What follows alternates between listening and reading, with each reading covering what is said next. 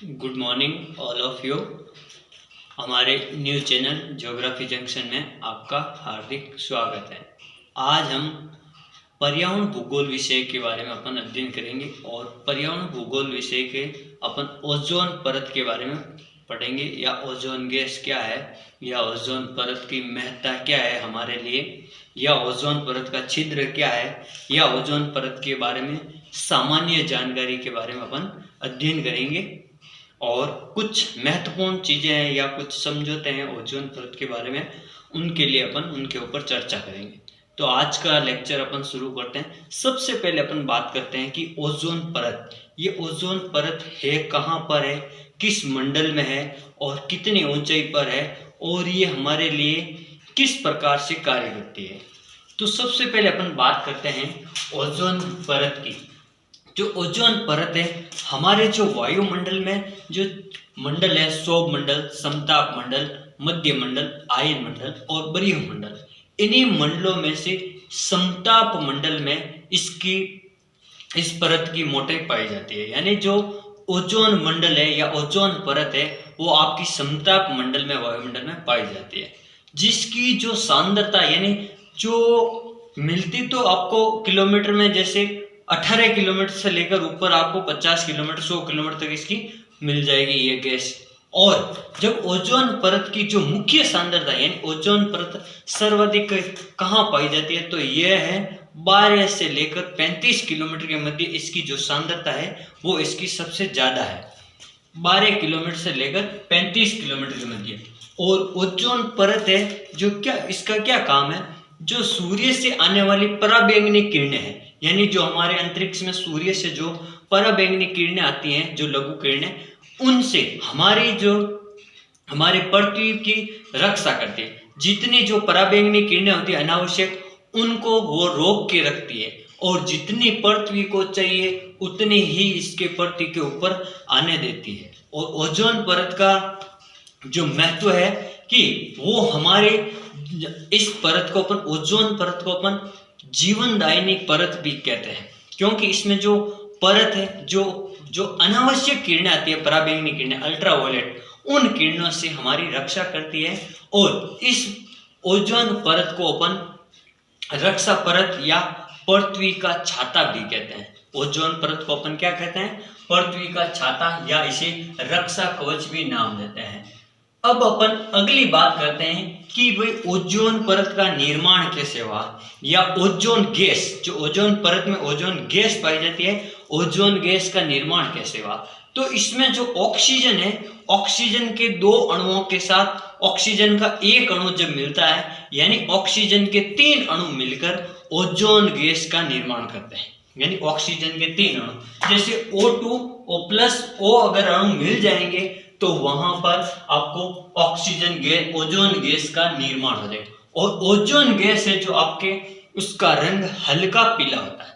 Ozone gas का रंग हल्का पीला होता है, और इसकी गंध है वो एकदम तीखी होती है, इसकी गंध वो तीखी होती है। ओजोन गैस एक प्रबल ऑक्सीकारक होता है। ओजोन गैस है जो एक प्रबल ऑक्सीकारक होता है। जो ओजोन का अत्यधिक सांद्रण अगर कहीं पर भी इसकी परत में हो जाता है, तो वहां पर ये धमाके के साथ में विघटित होती है। यानी ओजोन परत कहीं ज्यादा मात्रा में एक साथ में शामिल हो जाए, कहीं इकट्ठी हो जाए, तो वहां पर विस्फोट होने की संभावना रहती है।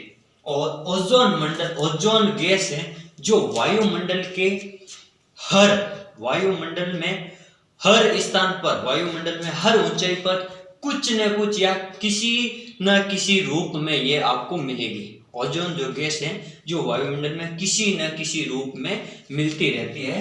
और ओजोन जो गैस है ये एक अस्तर गैस है। क्या है? अस्तर गैस है। इसका निर्माण अगर O2+O अगर मिलके कहीं पर इसका निर्माण होता है, तो कहीं पर इस गैस का विनाश भी होता है, कहीं पर ये गैस टूटती भी है, विघटन भी होता है इस गैस का। तो इस गैस को अपन कहते हैं कि ओजोन परत का एक तरफ तो निर्माण होता है और दूसरी तरफ इसका विनाश होता है। यानी ओजोन गैस है जो एक क्रमिक एवं सतत प्रक्रिया के द्वारा ये बनती है, या इसकी जो एक क्रम में ओजोन गैस बनेगी और दूसरे क्रम में ओजोन गैस का विनाश होगा। अगली बात करते हैं कि जो ओजोन गैस है जो आपकी 80 से 100 किलोमीटर के मध्य, यानी 80 किलोमीटर से लेकर 100 किलोमीटर के मध्य ओजोन गैस है जो ऑक्सीजन के अणुओं का पराबैंगनी किरणों के कारण विलगाव यानी टूट जाती है। यानी जो ऑक्सीजन के जो अणु हैं वो 80 से लेकर 100 किलोमीटर के मध्य पराबैंगनी किरणों के कारण क्या हो जाते हैं, टूट जाते हैं। या हवा में विद्युत विसर्जन के कारण O2 यानी ऑक्सीजन अणुओं में टूट जाती है। ये क्या करेगी, 80 से लेकर 100 किलोमीटर के मध्य ऑक्सीजन के जो अणु हैं वो टूट जाते हैं, या उनका जो उनको अपन कह सकते हैं दो अणु आपस में अलग हो जाएंगे। इस प्रकार 80 से लेकर 100 किलोमीटर और 30 से लेकर 60 किलोमीटर में एक अणु ऑक्सीजन का और प्लस ऑक्सीजन के दो अणु अगर टकराव कहीं पर भी अगर टकराते हैं तो इस घटना को अपन प्रकाश रासायनिक अभिक्रिया कहते हैं, जो आपकी 30 से 60 किलोमीटर के मध्य होते हैं। ये जो घटना होगी ऑक्सीजन के अणु आपस में जहां टकराएंगे, इस घटना को 30 से 60 किलोमीटर में कहते हैं प्रकाश रासायनिक अभिक्रिया। इसको क्या कहते हैं, प्रकाश रासायनिक अभिक्रिया। अब जो ओजोन गैस है, ओजोन गैस के कारण क्या होता है, और अगर ये गैस पृथ्वी पर ज्यादा आएगी या ये जो ओजोन परत अगर पतली हो जाएगी तो उसके कारण क्या होता है, सूर्य की जो पराबैंगनी किरणें हैं वो पृथ्वी के धरातल पर अधिक आ जाएगी। उसके कारण क्या होगा, पृथ्वी का धरातल का तापमान भी बढ़ जाएगा और उसके कई सारे मानव पर प्रभाव पड़ेंगे, या जलवायु पर प्रभाव पड़ेंगे, या पेड़ पौधों पर प्रभाव पड़ेंगे। तो वो एक प्रकृति के लिए और मानव या जीव जगत के लिए बहुत बड़ा खतरा है। यानी अपन कह सकते हैं इसका अधिक होना मानव के लिए एक अभिशाप। इसलिए ओजोन गैस का वायुमंडल में यानी पृथ्वी के धरातल पर संतुलित होना बहुत ही आवश्यक है। तो इसके लिए क्या हुआ, ओजोन के जैसे मानव के द्वारा भी कुछ ऐसे प्राकृतिक कुछ ऐसे कृत्रिम कार्य किए जाते हैं, जैसे कुछ जिनसे कि ओजोन गैस की जो ओजोन परत है उसको हानि पहुंचती है या उसको नुकसान होता है। तो सबसे पहले एक कैलिफोर्निया विश्वविद्यालय है यूएसए में, उसने 1975, 1974 और 75 में मानव को चेताया, यानी उन्होंने एक चेतावनी दी इस ओजोन परत की अल्पता को देखते हुए। उन्होंने ये पता लगाया कि जो ओजोन परत है वो धीरे धीरे पतली होती जा रही है।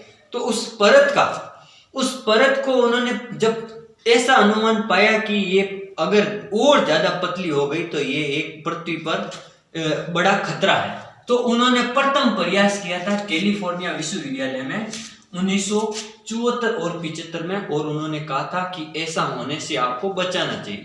तो सबसे पहले अपन बात करते हैं कि जो उन्होंने क्या कहा था कि ओजोन में छिद्र हो गए। अब ये छिद्र क्या है, जैसे ओजोन छिद्र का मतलब यह है कि ओजोन परत इतनी पतली हो गई है कि कहीं कहीं पर तो ओजोन रहित आपको दिखेगा, यानी कहीं पर ये परत पाई भी नहीं जाएगी। जैसे आप अंटार्कटिका वगैरह में देखते हैं तो वहां पर जहां ओजोन परत बिल्कुल पतली है या न के बराबर है, तो वहां से सूर्य की पराबैंगनी किरणें आपको क्या है वो सीधी पृथ्वी के धरातल पर पहुंच जाएगी। तो इसको कहते हैं ओजोन छिद्र। जहां पर ओजोन रहित परत है उसको कहते हैं ओजोन छिद्र। 1985 में ब्रिटिश सर्वेक्षण एक टोली थी, यानी एक दल था, एक समूह था, जिसने इस चीज का पता लगाया था ओजोन छिद्र का 1985 में। फिर मॉन्ट्रियल एक समझौता होता है कनाडा में, मॉन्ट्रियल समझौता होता है कनाडा में 1987 में।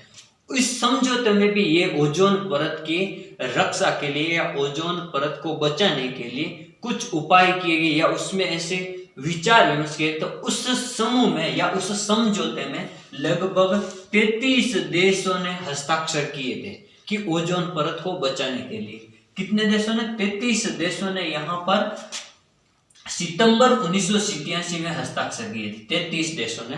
कनाडा में हुआ था ये मॉन्ट्रियल समझौता है और मॉन्ट्रियल शहर भी कनाडा में है। अब अपन कहते हैं जैसे ओजोन सरण के क्या क्या प्रभाव है। जैसे ओजोन परत अगर पतली है कहीं से, तो जो पराबैंगनी किरणें हैं तो वो अगर पृथ्वी पर सूर्य की पराबैंगनी किरणें अगर पृथ्वी पर ज्यादा आएगी तो जलवायु परिवर्तन हो जाएगा। जहां पर गर्मी है वहां पर ठंड हो जाएगी, जहां ठंड है वहां पर गर्मी हो जाएगी। जैसे कहीं पर भी बर्फ है तो जहां पर पराबैंगनी किरणों से जो पृथ्वी के धरातल का तापमान क्या हो जाएगा, ज्यादा हो जाएगा।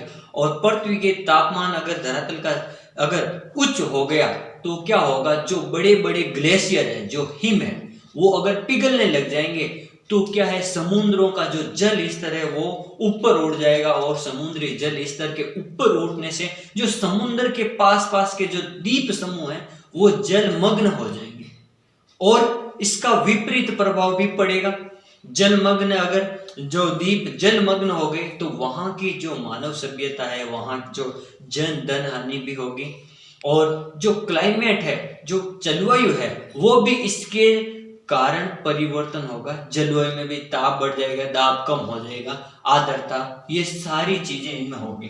फिर इसका प्रभाव मानव के ऊपर भी पड़ता है। जैसे अल्ट्रावायलेट किरणें यानी पराबैंगनी किरणें ज्यादा आएगी अगर संतुलन से भी ज्यादा, तो वो क्या करेगी कि मानव की जो त्वचा है उसके ऊपर कैंसर रोग इस किरणों के कारण, अल्ट्रावायलेट किरणों के कारण मानव की जो चर्म रोग यानी चमड़ी रोग से संबंधित समस्या हो जाएगी। और कैंसर होने की भी संभावना ज्यादा है मानव में अल्ट्रावायलेट किरणों के कारण। फिर इसका प्रभाव जैव समुदाय या पेड़ पौधों पे कैसे होगा। जैसे अगर समुद्र में ज्यादा तापमान होगा तो जीव जंतु और मछलियां हैं वो सारी मर जाएंगी। और जो मछलियों के सहारे, जैसे किसी भी देश का अगर खाद्यान्न मछली पालन से होता है यानी मछलियों से होता है, तो उस देश का जो खाद्यान्न की व्यवस्था है वो गड़बड़ा जाएगी या वहां पर खाद्यान्न की कमी हो जाएगी और उस देश के लिए भूखमरी जैसी समस्या पैदा हो सकती है ओजोन परत यानी ओजोन के प्रभाव से, ओजोन के सरण से। तो इस प्रकार कुछ समझौते जैसे मॉन्ट्रियल समझौता भी हुआ इसके लिए। तो ऐसे बहुत सारे मानव को जो अच्छे इसको रोकने के लिए कुछ समझौते करने की जरूरत भी है और कुछ समझौते हुए भी हैं। तो ये सब जैसे जलवायु पर भी इसका प्रभाव है और मानव पर भी इसका प्रभाव है, जैव समुदाय है। और जो इसके प्रभाव से ज्यादा सूर्य की किरणों से पेड़ पौधे भी जल जाएंगे और इनका वनस्पति भी नष्ट हो जाएगी। और जो जीव जंतु अगर पेड़ पौधों को खाकर रहते हैं तो उनका खाद्यान्न संकट में आ जाएगा।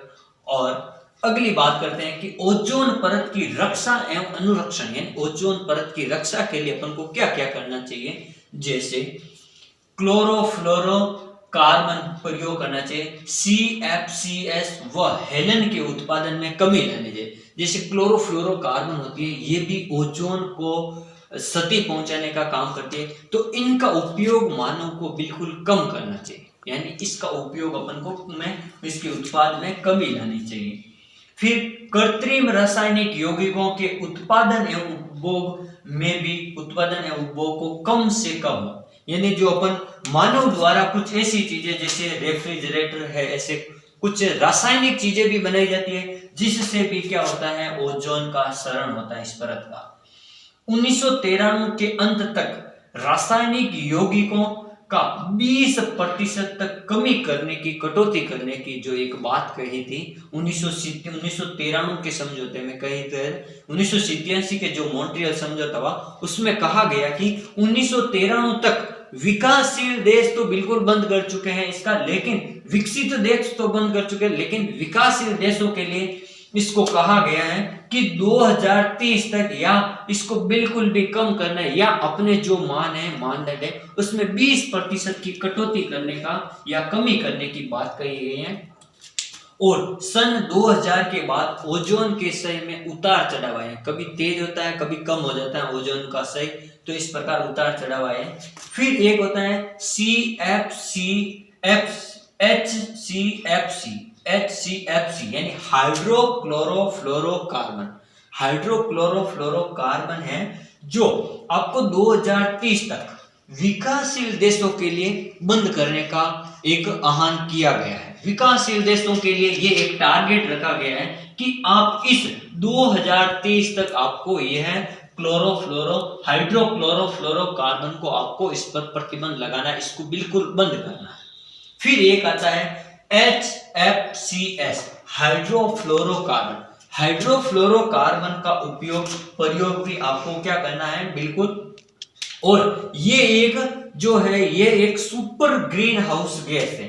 अगर अपन हाइड्रोफ्लोरोकार्बन का अधिक उपयोग करेंगे तो इससे जलवायु परिवर्तन भी हो सकते हैं। तो आज अपन ने जाना ओजोन परत के बारे में, ओजोन परत का जो पृथ्वी के ऊपर इसके क्या प्रभाव है, और ओजोन छिद्र क्या होता है, मॉन्ट्रियल समझौता क्या होता है, और ओजोन परत के रक्षा के लिए क्या क्या करना चाहिए, तो इसके बारे में अपन ने बात की थी। Thank you.